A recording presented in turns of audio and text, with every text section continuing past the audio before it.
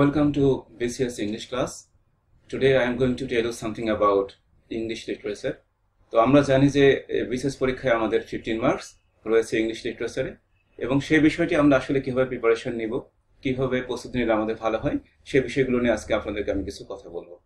তো আমরা আগে দেখে নিই যে আমাদের সিলেবাসে কি আছে। আমরা জানি যে ফ্রম এলিজাবেথান এরা টু 21st সেঞ্চুরি এটা আমাদের সিলেবাস। তো অনেকে আমাকে জিজ্ঞেস করেছেন যে স্যার তাহলে মিডল এজ বা ওল্ড ইংলিশ লিটারেচারে কি কোনো কোশ্চেন থাকবে না? তো আমি তাদেরকে বলেছি যে অবশ্যই সেখান থেকে কোশ্চেন আসতে পারে। কারণ হলো এই জন্য যে সেটা খুবই সিগনিফিক্যান্ট টু এরাস। আমাদের মনে রাখতে হবে এটা একটা সিলেবাস, সুতরাং এটি একটি আউটলাইন, এর বাইরেও যেগুলো ইম্পর্টেন্ট এরিয়া আছে সেখানে কোশ্চেন থাকবে পরীক্ষাতে। তো আমরা আজকে দেখবো যে আসলে এই বিশাল এরিয়াতে আমরা কি কি পড়বো এবং কিভাবে পড়বো যাতে আমাদের প্রস্তুতিটা খুব ভালো হয় এবং আপনারা নিশ্চিন্তে 15 মার্কস ক্যারি করতে পারেন, এটা আমাদের লক্ষ্য। তো আমরা আজকে দেখবো যে অনেকে আমাকে বলেছেন যে স্যার সিলেবাসটা অনেক ভাস্ট, এটা আসলে আনম্যানেজেবল। আমি তাদেরকে বলেছি যে না, দেয়ার আর সাম ওয়েজ যেগুলো আপনারা ফলো করলে আপনারা দেখবেন যে না, এটা আসলে অতটা আনম্যানেজেবল না এবং আপনি ভালো করবেন। তো আমরা এখন দেখি যে আসলে আমরা কি কি পড়বো এই 15 নম্বরের জন্য। আমরা কি সব পড়বো, এটা কি সম্ভব কিনা? তো আমি তাদেরকে বলেছি যে না, সব পড়া দরকার নেই। আপনারা পড়বেন শুধু মেজর ইস্যুজ, যেগুলো ফেমাস নভেল, ফেমাস ড্রামা অথবা ফেমাস পোয়েম, এইগুলো আপনারা পড়বেন। যেগুলো ইনসিগনিফিকেন্ট সেগুলো আপনাদের পড়া দরকার নেই। কারণ আপনারা সবাই জানেন যে বিসিএস পরীক্ষাতে কখনোই কোনো ইনসিগনিফিকেন্ট ইস্যু সাধারণত আসে না।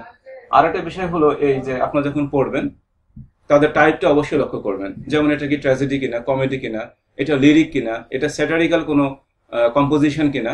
আপনারা দয়া করে এই বিষয়গুলো একটু খেয়াল করবেন, তাহলে আপনাদের প্রস্তুতি আরো একটু সহজ হবে। আরেকটা বিষয় আপনাদেরকে বলি যে আপনারা অনেকে মনে থাকেন যে এত এত ডেট আর ডেট অফ পাবলিকেশন আমরা কিভাবে মনে রাখবো। তো তাদের জন্য একই কথাই বলছি, যেগুলো খুবই সিগনিফিকেন্ট পিস অফ ওয়ার্ক, যেগুলো মাস্টার পিস, আপনারা সেইগুলো ডেট অফ পাবলিকেশনটা মনে রাখার চেষ্টা করবেন। যেমন ধরুন মিল্টনস প্যারাডাইস লস্ট, এই ডেট অফ পাবলিকেশনটা ইম্পর্টেন্ট। তারপরে ধরুন আমাদের ফেমাস পোয়েট টি.এস. এলিয়ট, তার ওয়েস্টল্যান্ড, এটা অবশ্যই মনে রাখবেন। এরপর আসছি কোটেশন। কোটেশন পরীক্ষা থাকে, সব পরীক্ষাতে থাকে। এক্ষেত্রে আপনার মনে রাখবেন আপনার ফার্স্ট প্রায়োরিটি হলো রোমান্টিক পোয়েট্রি। এখান থেকে অধিকাংশ সময় কোটেশন আসে এবং আমরা সচরাচর ওখান থেকেই কোট করে কথা বলি। আর একটা বিষয় হলো যে আপনি ট্র্যাজেডি যেগুলো আছে শেক্সপিয়ার্স, সেইখান থেকে আপনি কোটেশনগুলো পড়বেন।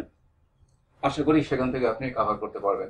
আর একটা বিষয় হচ্ছে লিটারি টার্মস। আপনি জানেন যে অনেক লিটারি টার্মস আছে, আপনি এখান থেকে যেগুলো প্রায় আমরা বলে থাকি, ভেরি কমনলি আমরা ইউজ করি, আপনি সেইগুলো ভালো করে পড়বেন। তাহলে আপনাদের এই 15 নম্বর পেতে খুব বেশি কষ্ট হবে না। আর একটা বিষয় বলে রাখি যে আসলে ভালো প্রস্তুতির জন্য একটি ভালো বই খুবই দরকার হয়, যে বইটা আপনাদেরকে একটা গুড সিলেকশন দিবে, আপনাদেরকে মানে ওয়েস্টেজ থাকবে না, এরকম একটি বই যেখানে আপনি অসংখ্য কোশ্চেন পাবেন, কুইজ পাবেন, এরকম একটি বই।